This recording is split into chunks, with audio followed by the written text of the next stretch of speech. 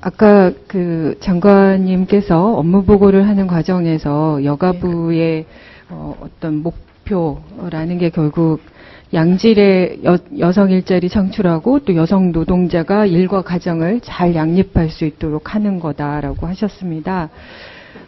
그런 관점에서 보면 공공기관이나 공기업과 같은 공적 영역이 사적인 영역보다는 훨씬 이런 정부의 그런 방향들을 더 구현해야 하는 그런 네. 의무가 있다고 생각하시죠? 네. 네. 그런데 저희가 이번에 국감을 준비하는 과정에서 네. 그 공무원 연금공단이 운영하는 그 네. 골프장의 캐디의 사례를 접하게 네. 됐습니다. 근데 그 사람은 어쨌든 육아휴직, 출산휴직이라는 것을 1년 동안 제한받고 그리고 다시 복직을 하도록 구두로 약속을 받았었는데 네. 그게 제대로 되지 않아서 그 네. 문제들을 저희가 관여해서 일단 합의를 통해서 연내 복직은 할 수 있도록 됐습니다. 네. 그런데 그 이제 사례를 하다가 보니 이렇게 공공기관과 공기업들이 운영하는 골프장이 꽤 되더라고요. 네. 그래서 저희가 좀 자료를 좀 확인을 해봤더니 실제로 현재 공공기업이나 공기업에서 운영하는 골프장이 25개가 되고요. 그중에 네. 경기 보조원들이 있는 그 골프장이 17개 골프장이더라고요. 그래서 실제로 이 경기 보조원의 수가 여성인 수가 약 1,142명이나 됩니다. 네. 그런데 이제 그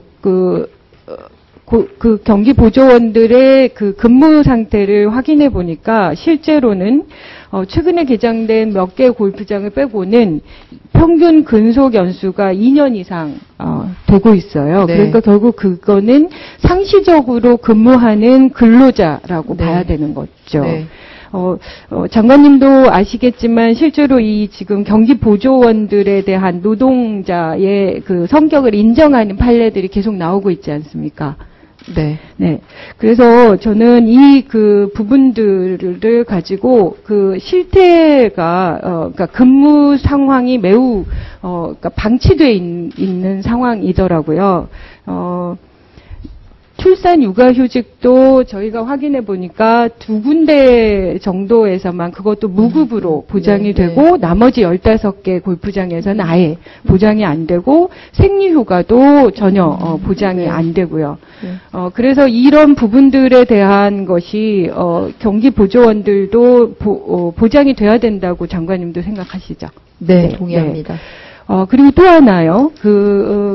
캐디들이 복무하면서 실제로는 공이나 뭐 골프채나 이런 카트도 차를 타고 다니는 것 때문에 신체적으로 부상을 당하는 경우가 꽤 있다고 합니다. 그런데 네. 그것과 관련해서 산재보험법에 따르면 특례가 주어져서 실제로 산재보험을 가입할 수 있도록 돼 있습니다. 그런데 근로자가 스스로가 그 보험을 가입을 원하지 않으면 가입 제외 신청을 할 수가 있는데 골프장에서 보조원들을 취직을 시키면 즉시 가입 제외 신청서를 작성하도록 하는 그런 사실상의 강제를 지금 하고 있는 것 같아요. 그래서 저희가 확인해 보니까 일정하게 골프장에 근무하기 시작한 날부터 산재보험 가입률이 전원이 0%입니다.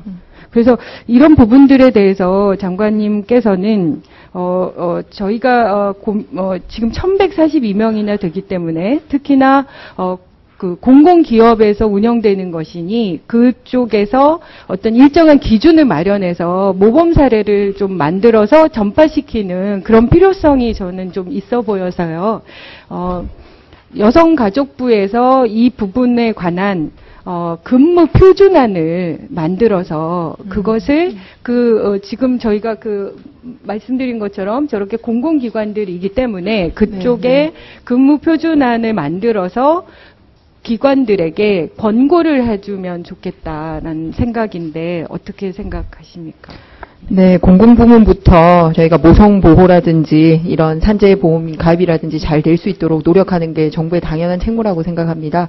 근데 한 가지 이제 제도가 있는데 잘 활용이 안 되고 있는 것 중에 아쉬운 게 뭐냐면은 저희가 그 비정규직의 경우에 육아휴직을 했음에도 불구하고 자기 계약 기간이 이렇게 만료를 했는데 그걸 계속 연장해 줄 경우에는 그 사업장에게만 부담을 주지 않고 현재 그 계속고용 지원금을 정부가 제공을 하고 있습니다. 그런데 이거를 많이 활용을 안 하고 있기 때문에 이 제도가 더 많이 활용될 수 있도록 하겠습니다. 네. 그래서 그 근무표준안 좀 만들어서 권고를 네. 좀 해주십시오. 네. 그리고 아까 업무보고 내용에 보면 25페이지에 그 학교 밖 청소년들에 대한 다양한 기회를 제공하는 그 지원책에 대한 내용이 있습니다. 그런데 저희가 확인을 해보니까 장관님께서 지난 우물박 청개구리들 네. 그런 방송에도 아마 출연을 하셨던 것 같고요. 네. 실제로 학업 중단 청소년의 현황이 매우 심각하다고 네. 하죠. 하루에 네. 한 200명씩 정도 그렇게 학업을 네. 중단을 하고 있는데 아마 이제 제가 이 기록을 업무 보고를 보니 계속 운영 방안이나 이런 것들에 대한 용역을 줘서 일단 올해 말까지 뭔가 좀 개선 방안들을 연구하고 계신 것 같습니다. 네. 네. 그래서 저희가 요번에 좀 확인을 해봤더니 실제로 지원 프로그램이 해밀과 두드림이라는 네. 그런 프로그램이 있다고 하는데, 그 청소년들의 참가율이 생각보다는 저조해요. 네. 한 10% 정도 네. 되더라고요. 혹시 그 원인에 대해서 알고 계신가요? 솔직히 말씀드리면, 그러니까 예를 들어서 교육부에서 운영하는 학교의 경우에는 이제 강제를 할 수가 있지 않습니까? 그런데 그 강제하는 시스템에서도 밖에 나온 청소년들입니다. 그래서 이번에 이 법을 통해서 저희가 확보를 하는 건 뭐냐면 그 청소년이 학교를 나서는 순간 학교장이 저희에게 통보를 하도록 되어 있기 때문에 지금까지 이미 나와버린 28만 명에 대해서는 솔직히 관리가 안 되고 있는 상황입니다. 그런데 이제부터 새롭게 나오는 아이들에 대해서는 딱 그 나오는 순간 관리를 하고요. 사실은 그거보다 선결 단계로 학업 중단 숙려 제도가 운영되고 있는 곳이 있고 안 되고 있는 곳이 있습니다. 그래서 그 단계에서부터 어떤 학생인지 어떤 고민이 있는지를 이렇게 맞춤형으로 해 나가기 걸 할 예정입니다. 그래서 그 트랙이 별개가 있고요. 28만 명을 위한 트랙으로는 현재 54개를 운영하고 있는데 내년도에 200개소를 하는 거를 예산안을 반영을 해뒀습니다. 그래서 다만 강제하지 못하는 부분에 대해서는 어떻게 설계를 했으면 좋겠는지 의원님들께서 좀 고견을 주셨으면 하는 바람입니다.